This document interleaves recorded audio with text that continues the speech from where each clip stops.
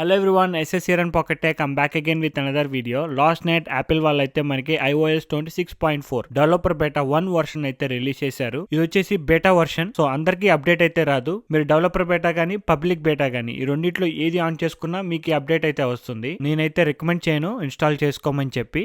So ఈ update లో వచ్చిన న్యూ ఫీచర్స్ ఏంటి, లేటెస్ట్ అప్డేట్స్ ఏంటో ఇన్ డీటెయిల్ గా ఈ వీడియోలో అయితే చూడబోతున్నాము. So let's get started. Beta softwares ని మీ మెయిన్ డివైస్ లో అయితే ఇన్స్టాల్ చేసుకోమాకండి. డెవలపర్ బేటాస్ మీద వీడియోస్ అని చెప్పి మన సబ్స్క్రైబర్స్ అయితే అడుగుతూ ఉన్నారు. సో నేనైతే వీడియోస్ చేస్తాను, మీరు మాత్రం మెయిన్ డివైస్ మీద ఇన్స్టాల్ చేసుకోమాకండి. పర్ఫార్మెన్స్ అండ్ బ్యాటరీ లైఫ్ అయితే బాగా ఎఫెక్ట్ అవుతుంది. ఒకసారి వర్షన్ నెంబర్ చెక్ చేద్దాము. Let's go to settings, general, about లో చూసుకుంటే ఇక్కడ వర్షన్ నెంబర్ చూడొచ్చు 26.4 ఉంటుంది.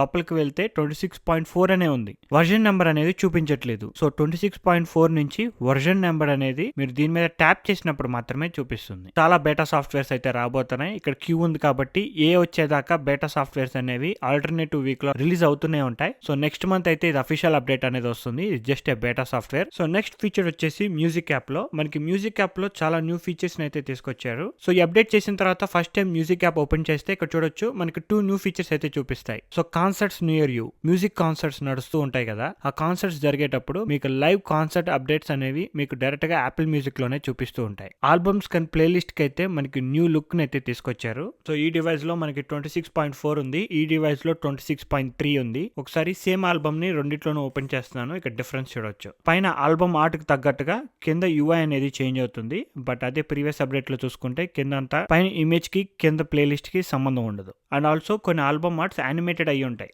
ఆ ఆల్బమ్స్ ఓపెన్ చేసినప్పుడు జనరల్ గా ఆ ఆల్బమ్ ఆర్ట్ చూడొచ్చు, పైన మాత్రమే ఉంటుంది, బాటమ్ లో ఉండదు. అదే 26.4 లో చూసుకుంటే ఈ ఆల్బమ్ ఆర్ట్ అనేది ఎక్స్టెండ్ అవుతుంది. సో ఇంటర్ఫేస్ ని స్లైట్ గా అయితే రీడిజైన్ చేశారు.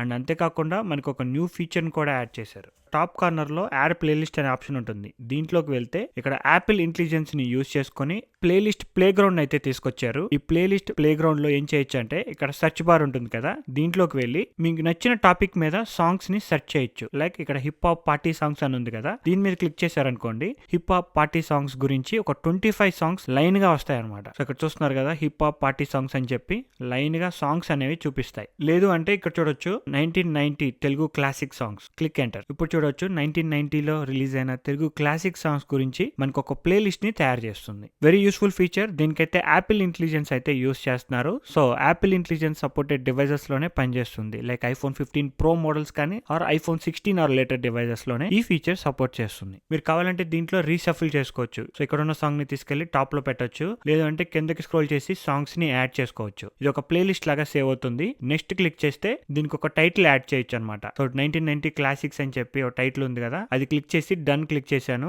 సో అది ఒక ప్లేలిస్ట్ లాగా సేవ్ అవుతుంది. జనరల్ గా మీరు ఏదైనా ఆల్బమ్ ని ఓపెన్ చేసినప్పుడు ఇక్కడ play button and shuffle button ఉంటాయి. టాప్ లో డౌన్లోడ్ ఆప్షన్ ఉంటుంది. 26.4 నుంచి మనకి ప్లే బటన్ సెంటర్ లోకి వస్తుంది, లెఫ్ట్ లో షఫుల్ ఆప్షన్ ఉంటుంది, రైట్ లో డౌన్లోడ్ ఆప్షన్ ఉంటుంది. టాప్ లో ఇక్కడ ఉన్న ఆప్షన్ మీద క్లిక్ చేసామనుకోండి మనం ఈ ప్లేలిస్ట్ ని ఎవరితో అన్నా షేర్ చేసుకోవచ్చు. నెక్స్ట్ ఫీచర్ వచ్చేసి పాడ్కాస్ట్ లో. జనరల్ గా మీరు యాపిల్ పాడ్కాస్ట్ లో ఏదైనా పాడ్కాస్ట్ ని ప్లే చేస్తే ఆడియో వరకే ప్లే అవుతుంది. బట్ ఇప్పటి నుంచి ఆ పాడ్కాస్ట్ కనుక వీడియోస్ ఉంటే మీకు కింద చూడొచ్చు టోన్ వీడియో ఆన్ అని చెప్పి ఆప్షన్ ఉంటుంది. సో పాడ్కాస్ట్ ని వింటూ మీరు ఆ పాడ్కాస్ట్ వీడియో కూడా చూడొచ్చు. ఫుల్ స్క్రీన్ లో అయితే ప్లే అవుతుంది. మనకి వీడియో సపోర్ట్ ని అయితే తీసుకొచ్చారు. మీకు ఆ వీడియో వద్దనుకుంటే ఇక్కడ ఆఫ్ చేసేసుకోవచ్చు, no issues.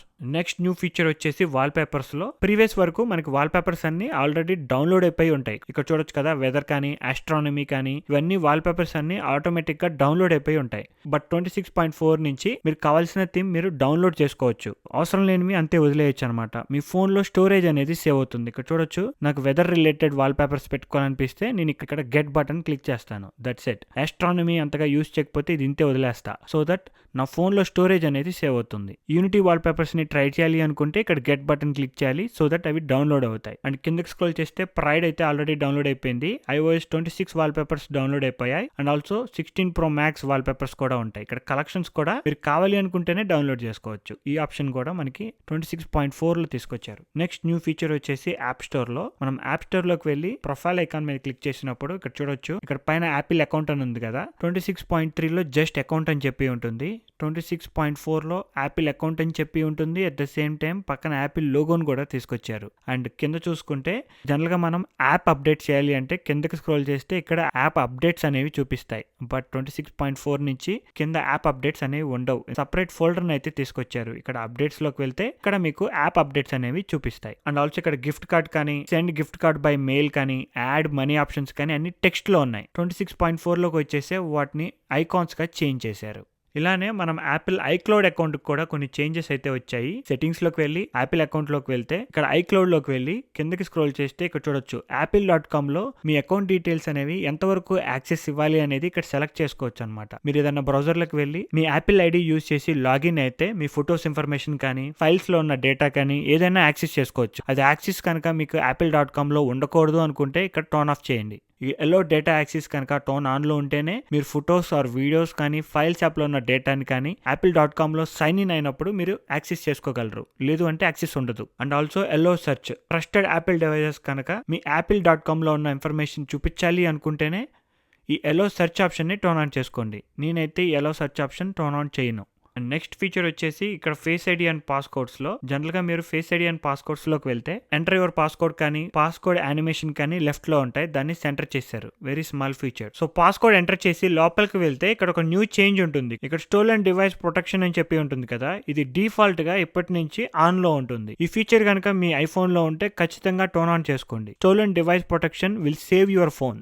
In case me phone కనుక ఎవరన్నా కొట్టేశారనుకోండి, వాళ్ళకి కనుక మీ ఫోన్ పాస్కోడ్ తెలిసినా కూడా మీ ఫోన్ లో ఉన్న సెన్సిటివ్ ఇన్ఫర్మేషన్ అయితే వాళ్ళు యాక్సెస్ చేయలేరు. మన ఫోన్ ఎవరైనా కొట్టేస్తే ఫస్ట్ ఏం చేస్తారు, మన యాపిల్ ఐడి పాస్కోడ్ ని చేంజ్ చేయడానికి ట్రై చేస్తారు. ఈ ఫీచర్ కనుక ఆన్ లో ఉంటే యాపిల్ ఐడి ఆర్ పాస్కోడ్ అనేది మీ లొకేషన్ లో ఉంటే తప్ప పాస్కోడ్ అనేది చేంజ్ అవ్వదు. At the same time me bank information కూడా మీ ఫోన్ లోనే ఉంటుంది కదా, బ్యాంక్ డీటెయిల్స్ కూడా వాళ్ళతో షేర్ అవ్వవు. ఫైండ్ మై డివైస్ లోకి వెళ్ళి ఆ ఫైండ్ మై లొకేషన్ ని ఆఫ్ చేస్తారు. ఆ ఫీచర్స్ కూడా పనిచేయవు. దానికి కూడా మీ లొకేషన్ లోనే ఉండాలి. లేదు అంటే 1 hour డిలే నోటిఫికేషన్ అనేది చూపిస్తుంది. అండ్ నెక్స్ట్ ఫీచర్ వచ్చేసి వెరీ ఇంపార్టెంట్. iOS 26.4 నుంచి ఇండియాలో కూడా యాపిల్ పే పనిచేసే అవకాశం ఎక్కువ ఉంటుంది. మన debit card or credit card ని యాపిల్ పే ద్వారా యూజ్ చేసుకునే అవకాశం అయితే ఉంటుంది. నేను ఆల్రెడీ యూఎస్ లో ఉంటాను కాబట్టి ఇక్కడ ఆల్రెడీ అవైలబుల్ గా ఉంది. వాలెట్ లోకి వెళ్తే ఇక్కడ నా కార్డ్స్ చూడొచ్చు.